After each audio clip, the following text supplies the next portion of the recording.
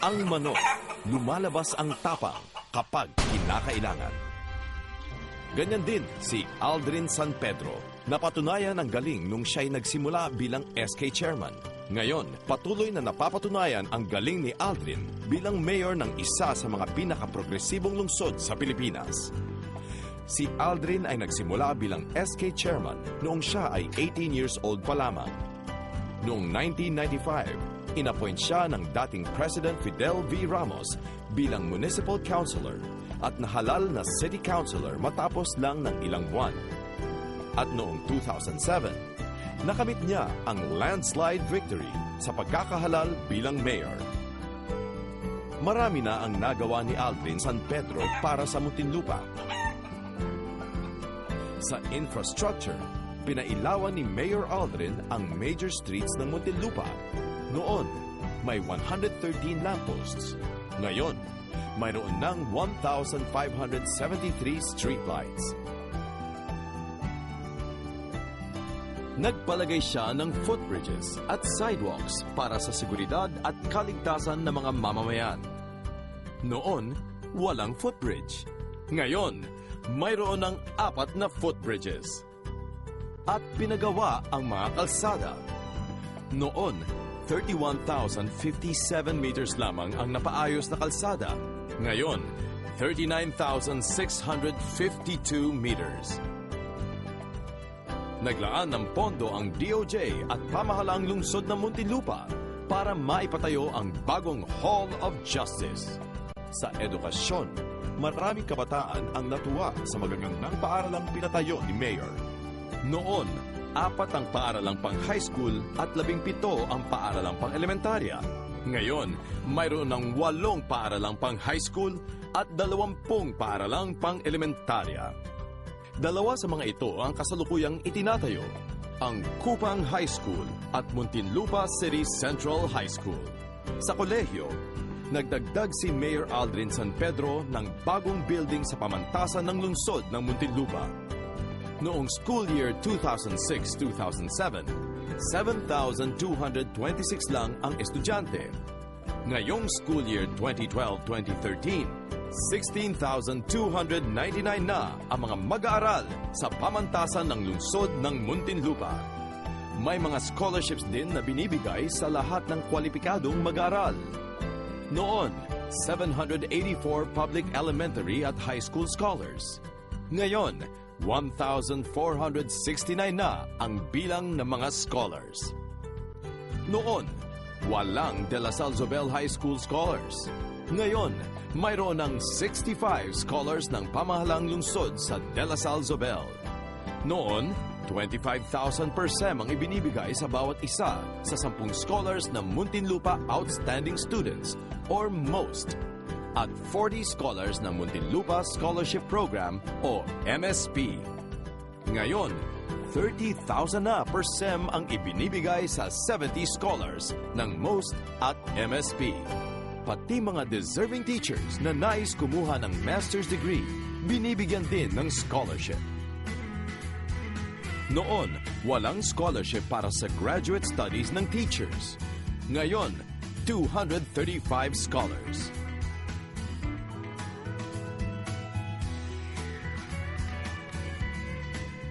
Sa health and wellness, nabigyan ang mga Muntinlupeño ng alay sa pangkalusugan green card, kung kaya marami ang nabibigyan ng serbisyong medikal.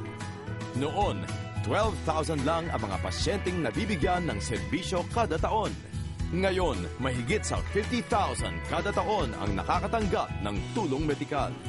Sa ospital ng Muntinlupa, mas malinis, mas maayos, at may mga bago at modernong kagamitang pang-medikal tulad ng CT scan, mammogram machine, dialysis center, at maging digital x-ray. Kasalukuyan ding itinatayo ang Sagip Center para sa mga naaabusong kababaihan at mga kabataan. At ang Red Cross Center na magsisilbing blood bank para sa mga mamamayang dagliang nangangailangan ng dugo. Pagdating sa protective services, ginawang moderno ni Mayor ang mga kagamitan at facilities ng ating mga pulis at bumbero. Mayroong mga bagong mobile car at motorcycles. Ayon sa Bureau of Fire Protection, ang Muntinlupa ang may pinakamodernong fire station at firefighting equipment sa buong Pilipinas. Ang Muntinlupa City din ang may pinakamataas na aerial ladder sa bansa. Sa housing, kasama ni Mayor Aldrin ang Gawad Kalinga sa pagbibigay ng tirahan sa mga walang sariling bahay. Para matulungan ang maraming naghahanap ng trabaho, ang mga job fair na isinasagawa ni Mayor Aldrin ay nagdudulot ng mataas na bilang ng job placement. Noon, 4,333 ang mga nabigyan ng trabaho. Ngayon, 159,244. At dahil dito, ang Muntinlupa ay kinilala ng Department of Labor and Employment sa pagkakaroon ng Best Public Employment Service Office sa buong NCR. Sa Business and Economic Development, napalipad ni Mayor Aldrin San Pedro ang Muntinlupa. Maraming business establishments, malls, condos, at hotels ang umusbong sa maraming bahagi ng lungsod. Iyokong plastic! Si Mayor San Pedro ayaw ng plastic. Kaya sa City of Muntinlupa, ipinagbawal niya ang plastic bags at styrofoam. The city ordinance strictly prohibits the use of plastic and styrofoam in business and commercial establishments. Bago pa inimplement ang ordinansang ito, maraming utol, ngunit hindi natinag si Mayor. Ang resulta ng No Plastic BYOB project, ang dating 17.88 tons of plastic and styrofoam araw-araw, naging 2.74 tons na lang. Kaya ang mga waterways di nabara. Ang pagbabaha nabawasan.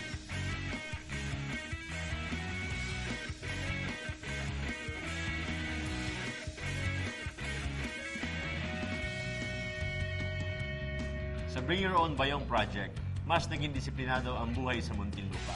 At dahil sa inyong tulong, tayo ay napabilang sa 10 ginawaran ng parangal ng 2012 Galing Po Awards. Bumilib at tinularan ang Muntinlupa na mahigit sa 50 lungsod at munisipalidad sa buong Pilipinas. Pagdating sa serbisyo publiko, ayaw ni Mayor maging plastic. Si Mayor Aldrin ay naniniwalang dapat ang lahat ng taga-Muntinlupa ay nakakakuha ng tunay na serbisyo. Totoong tulong at tuloy-tuloy na serbisyo sa mga panahong higit na kailangan nito. Ang mga residente ay binigyan ni Mayor Aldrin ng libreng tubig. Mayroon ding libreng kabaong o likap para sa mga mahihirap na namamatayan. At syempre, ang tuloy-tuloy na serbisyo caravan. Mga kababayan ko sa Muntinlupa, sa inyong pong tulong at pakikiisa ay mabilis nating maisasakatuparan ang ating pangarap para sa ating lungsod. Ang ating tuloy-tuloy na serbisyo ay para sa lahat.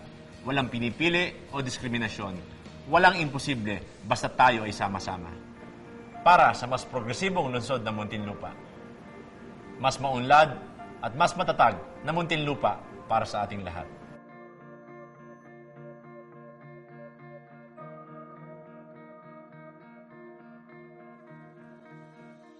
Ako po si Aldrin San Pedro, ang manok ninyo sa pagka-mayor.